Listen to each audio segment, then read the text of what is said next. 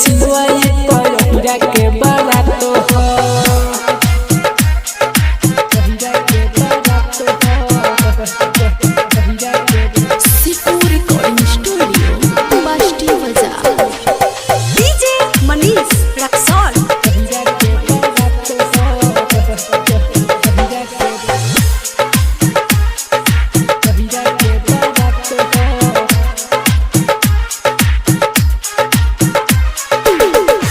मुस्काते अपना सुगा वाला चोंच से भरती है चोली तोहर लइका सनोट से।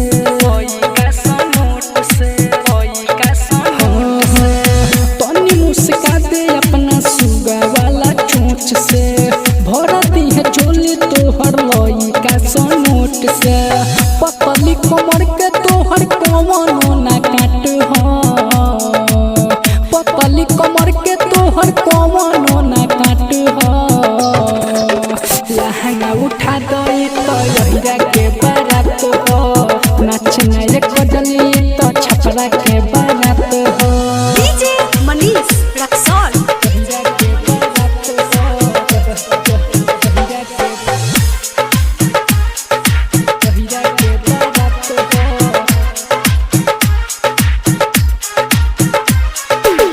और जोया सिके ना बुझी है या नारी, शिव सिकु बारे सब से आगारी।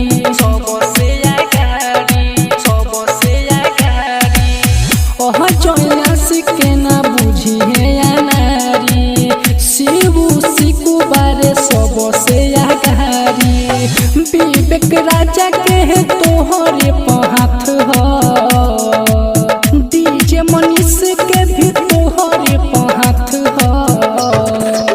लहंगा उठा दई तो हीरा के बारात हो, नाच ना पैलवाई तो छपरा के बारात हो।